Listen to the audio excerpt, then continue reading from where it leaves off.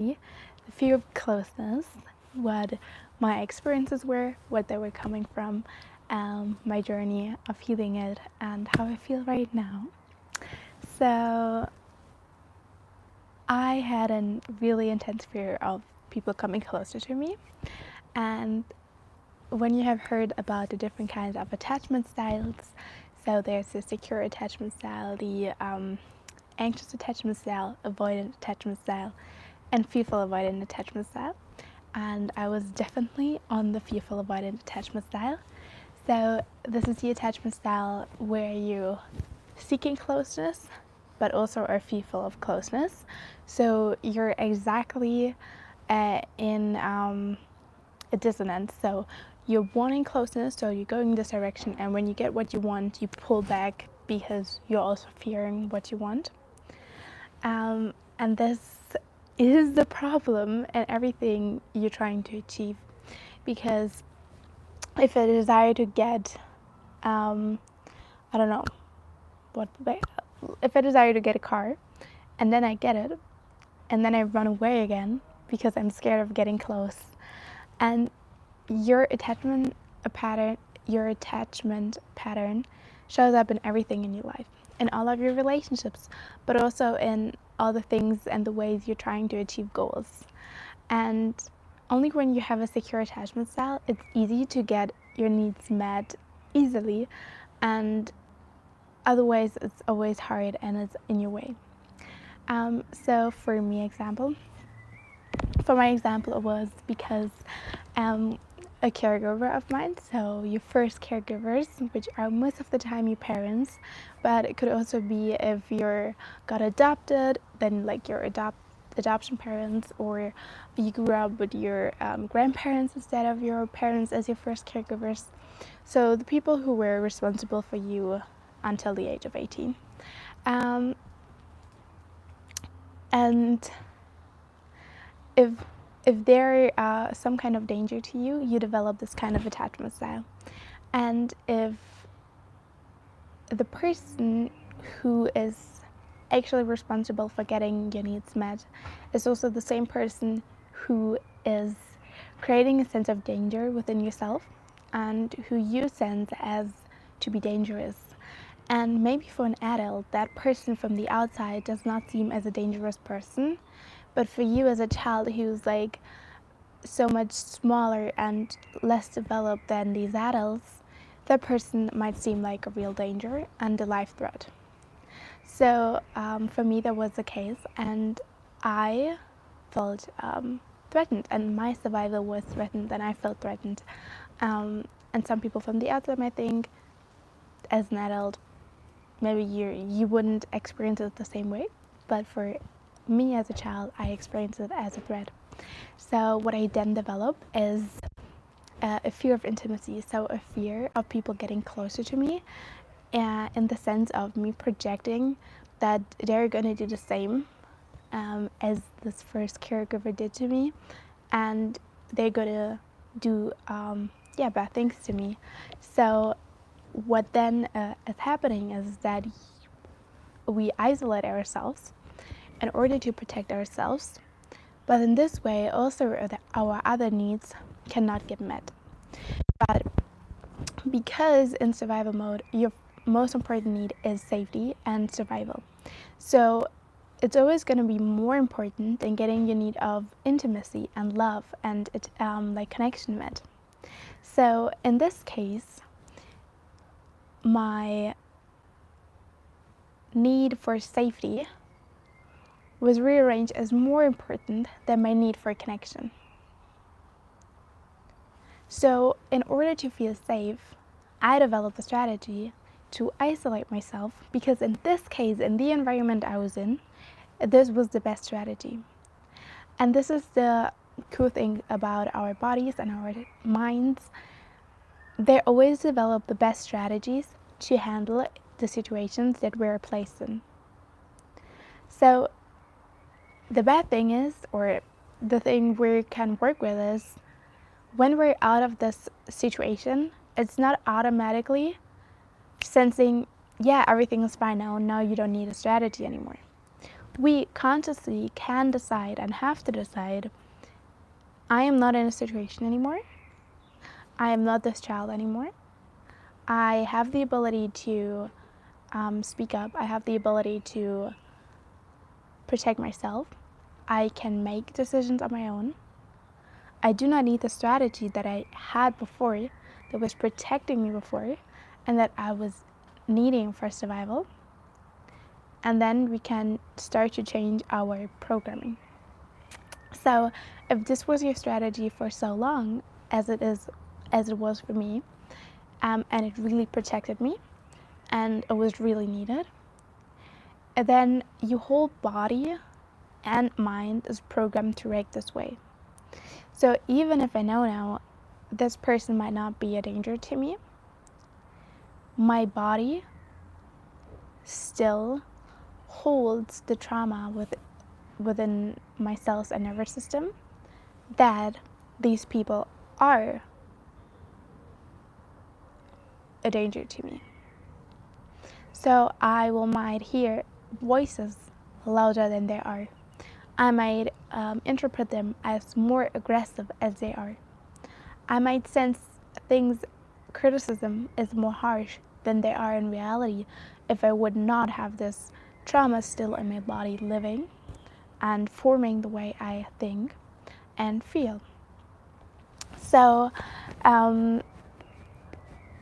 for me, it felt like the world is a really dangerous place, and I have to shut down completely in order to be safe, to feel safe, and in order to survive. And every kind of intimacy and closeness I really desired on the one place, I blocked because it didn't feel safe in my body.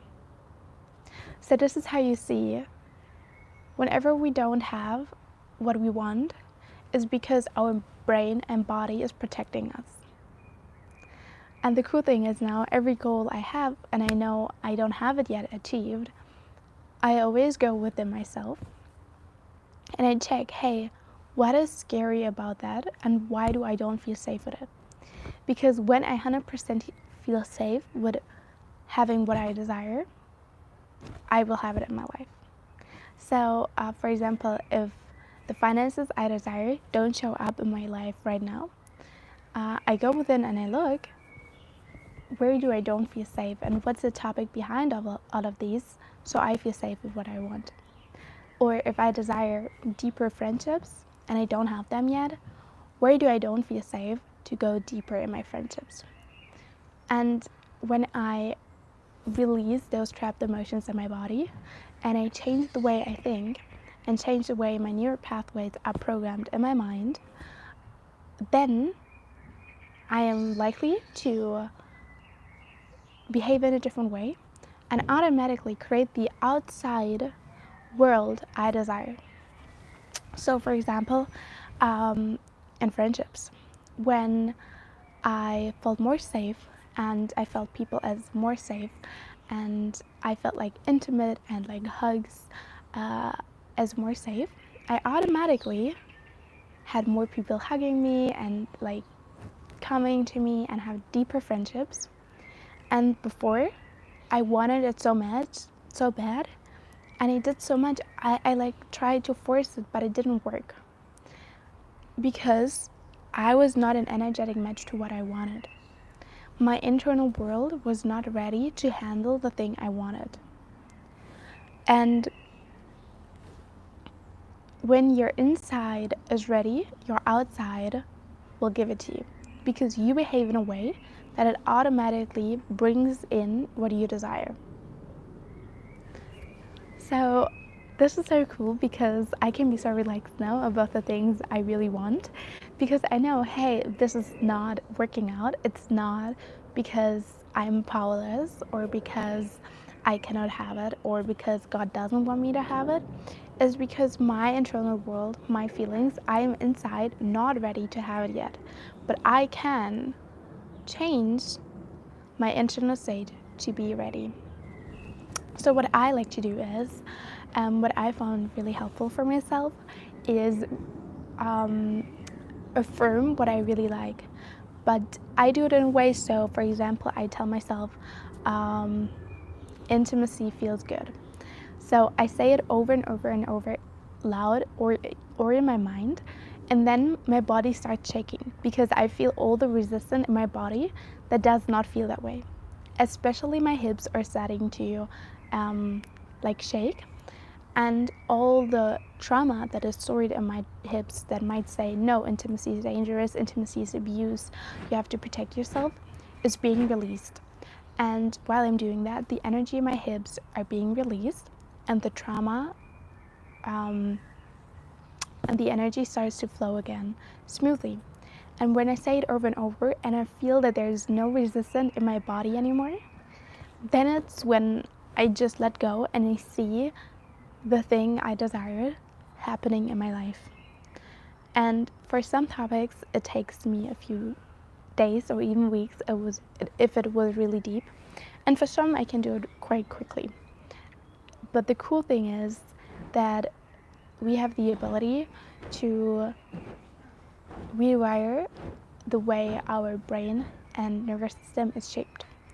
And this is so cool. I think this is just so cool that you can decide the way you think and the way you are behaving.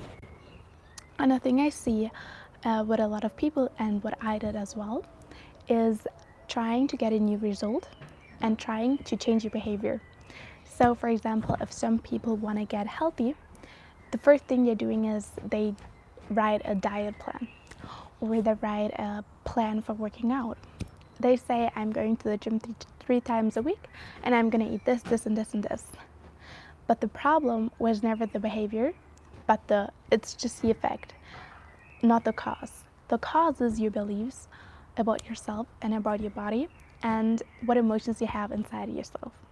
So what I would do in the case of trying to eat healthier, I would start journaling everything I believe about food. So for example, there might be beliefs coming up like, I need to eat as much as I can because I'm scared I'm not going to have enough to eat. Or I need to fill myself up in order to not feel the emotions. And whatever is coming up, you release that, and then the eating healthy and the workout plan is going to come so easy and so natural to you. And the same is for intimacy. So I had already a lot of success in this topic, and I'm still working on the last ends, as I can say, where I am just working a little bit more through it. But what I'm doing is I am choosing, or I'm asking God, hey, which topic is it that I need to work on? So he's telling me, be charming. And then I'm saying it over and over, I'm charming, I'm charming. And why I say that, all blocks are being released. So for example, for me that was coming up, I'm scared of letting people come to me and be close. And when I am more charming and I am more attractive in my energy and the way I am, people are going to come to me. But if I'm scared of intimacy, then this is not something I really desire. So this is a conflict. On one side, I want to be attractive, I want to be magnetic, I want to attract whatever I want. But on the other side, I'm scared of intimacy and I'd rather push it away. So this conflict of wanting the intimacy but also pushing it away because I am afraid of it, because in my body and brain, intimacy is still connected with danger and abuse. And this is it's very interesting to see that there's always a cause to something I see in my outer world. So if there's a longing or a desire you really want but you don't have, ask yourself, what am I scared of when I receive the desire? And just feel in your body. So it could be the intimacy, it could be the closeness, it could be the vulnerability that you're fearing, it could be being scared of being hurt.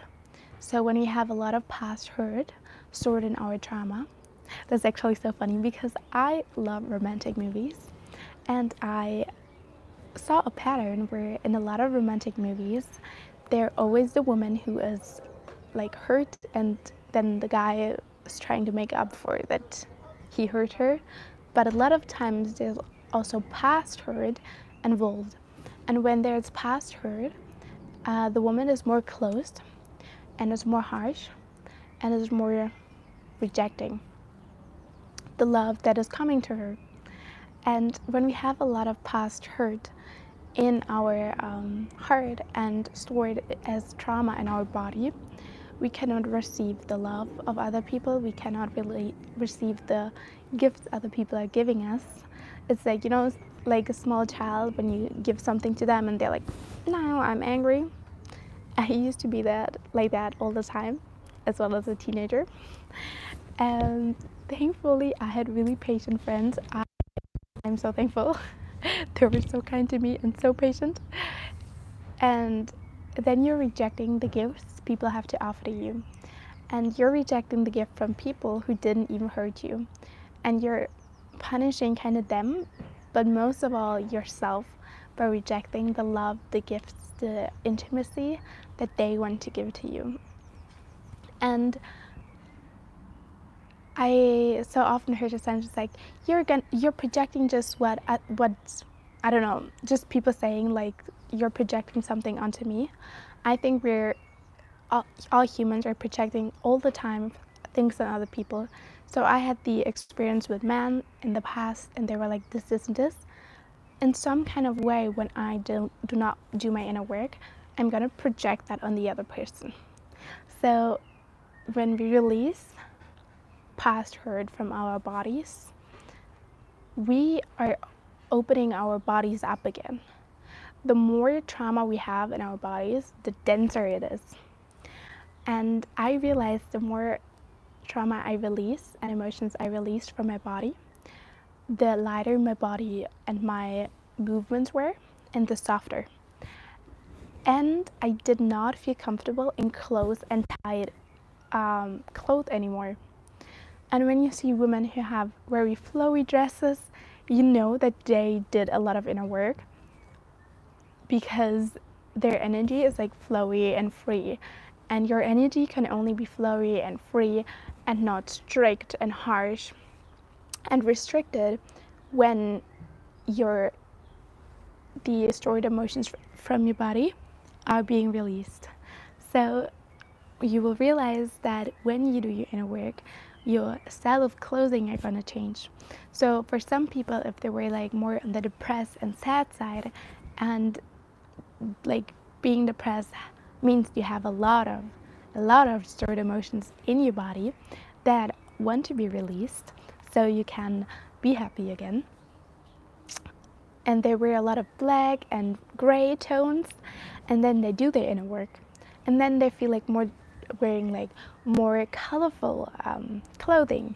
So people who wear a lot of colorful clothing and flowy clothing are often women who did their inner work and who are more on the positive and like energetic like vibes. I'm not saying you can never wear black or gray, but I realized I got really, really, really strong turn off.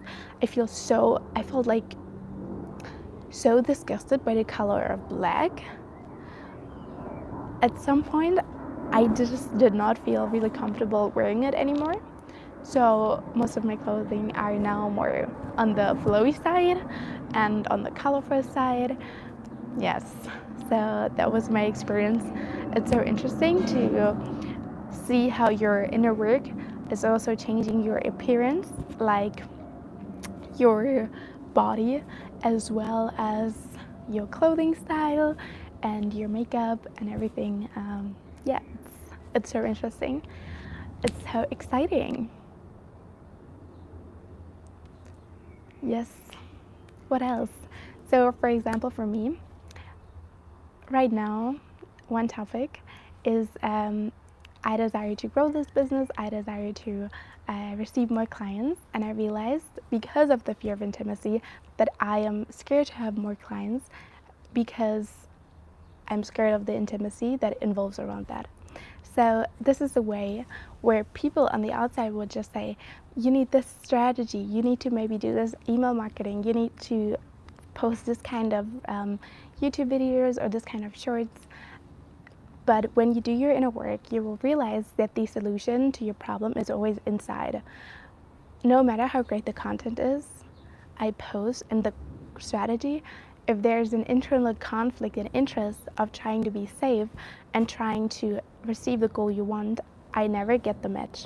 So for me right now, I'm working on releasing this fear so I can just naturally receive the clients and talk easily about my offers and just be super relaxed about it. And yeah, so this is the connection between inner work and business, and it's the same with money, for example. So if money is coming to you, you need some kind of level of intimacy to really receive it. And the more you feel comfortable with intimacy, the more money you can actually let into your space and receive you, come into your life. Because it's like come into your life, also into your, it's like you need some level of openness and level of receptiveness in order to do it. So this is what I am working on right now, what I'm going through right now. But I am so excited to have my breakthrough. Yes, and it's so exciting, and that's why money and sexual energy is so closely connected, because your sexual energy can only be really activated if you release all the trauma stored in your hips. And the more the trauma is being released, the more creative you can be, because you feel safe again and you can start to create, you can start to play, so many new ideas are going to come up. So this is what I'm experiencing right now, and that's why I also started the series on sexual energy and money. So we already had one live stream which was super interesting with Isabella.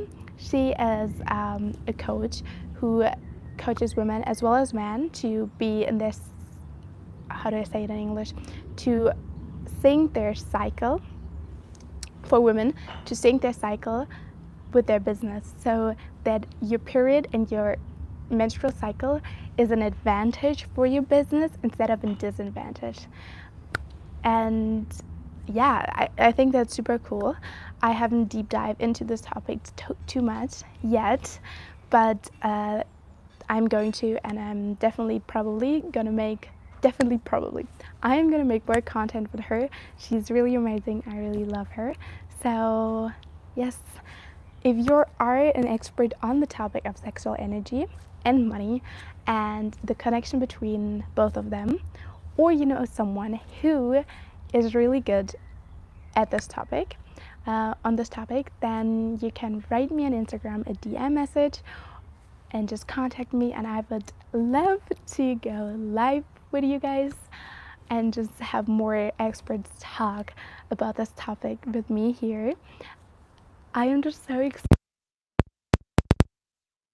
and just doors opening up for me when I do my own inner work and when I'm working through these things, and I just have so much energy and I feel so alive to pour into here my live streams, as well as creating like my thumbnails. This is, for me right now, it's so much fun to create my thumbnails. Sometimes I'm like, I want to create a thumbnail, but I don't have, like, I didn't record anything. So yeah, it's so much fun. That's why doing your inner work and working on releasing your stored emotions in your body is such a, I don't know, I just love the topic. It's so amazing. It brings so many opportunities into my life personally, so that I really want to share this. And yes, let's talk about deepening your relationships. So the more I released the fear of closeness and intimacy, the better my relationships came.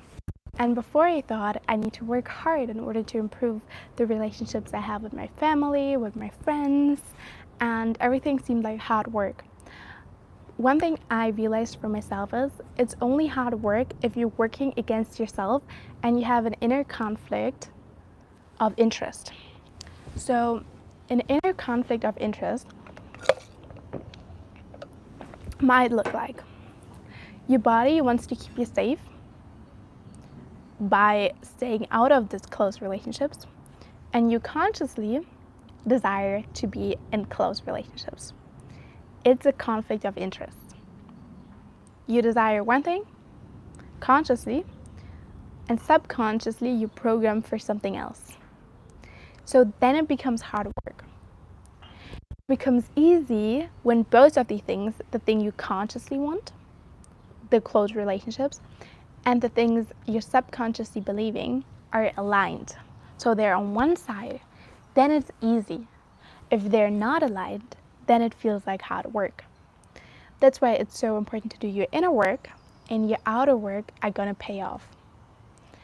So the thing I experienced in the past was I was working out of my masculine energy and doing a lot. So I would say I have a really well developed masculine energy. I am very disciplined. I can get things done. I do what I have to take. Since I was growing up, I was super ambitious, super determined, so that was no problem for me. But I felt like I don't see the results of my labor. Why was it? Because I worked for this, but internally, this felt dangerous. So I needed to put so much effort in just like this conflict of energy. And now the cool thing is I have my energy, like my internal world here for the thing I want. And then I put in the masculine energy in creating and taking the step. And then it's so easy because I am not working against myself, but all of my parts are in one boat. My internal world as well as the action I'm taking. So that's what people say, what people mean when they talk about aligned action. It's your internal world and the action you take, they're in sync. For example, if you desire to get public speaking like opportunities to speak on stage, but on the other side you're super afraid of it and then speaking of other people. Whenever there's an opportunity coming to you, you will reject it subconsciously because you will be scared to get it. If you're scared to get what you want and your body doesn't feel safe with it, then you automatically always will sabotage whatever you desire, and this is going to cost you so much energy.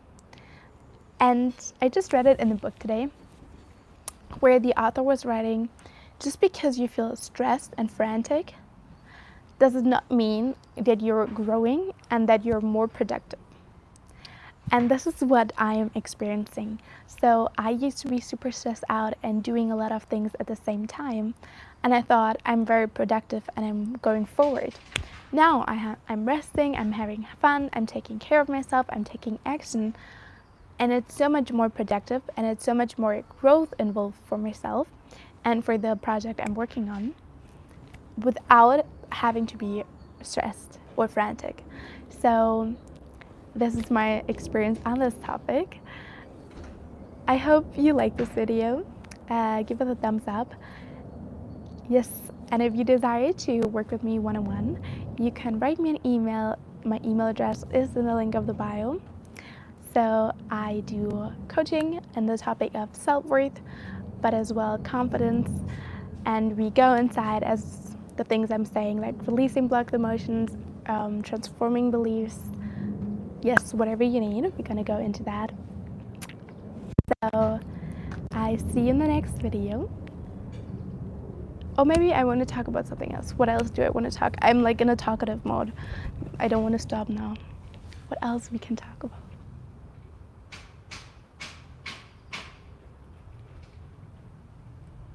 Okay, so the same thing about intimacy is in relationships.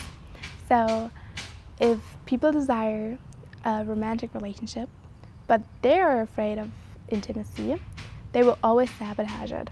So for me, when I desired to be in a relationship, or I desired to be married, for example, now, and on this other side I'm scared of intimacy, this is like a conflict of interest. Do you see what I mean? It's like you want one thing, but your body and brain is exactly afraid of the thing you want. So when you get it, you will automatically sabotage it. So if for you it's the topic of romantic areas, the topic of business and finances, or the topic of female friendships, whatever your topic is, if you're afraid of the thing you really want because it means more intimacy, because it means more closeness, you cannot receive it. So yes, that is for the people who are more interested in this topic. Yes, I think I'm gonna get my friend on a live in the next days, and we're gonna talk about female friendships, because I really admire her. She has a really confident and really warm and soft and kind way, but she's also really good at setting boundaries and communicating her needs and communicating her desires and taking care of herself. So I really appreciate our friendship. I feel very safe in our friendship, and I feel like we can share a lot of things. She's has the same name as me. So yes, it's gonna be so fun. I am asking her, and it would be so good. So I'm finishing this video now. I hope you have a very beautiful day. In Germany, finally, it's spring. Spring is such a nice season. I really like it. So enjoy your day whenever you're gonna watch it. I wish you a beautiful day. I'm so thankful that you were tuning in today, and I'm so excited to see you in the next video. You know, Yomi. Bye bye.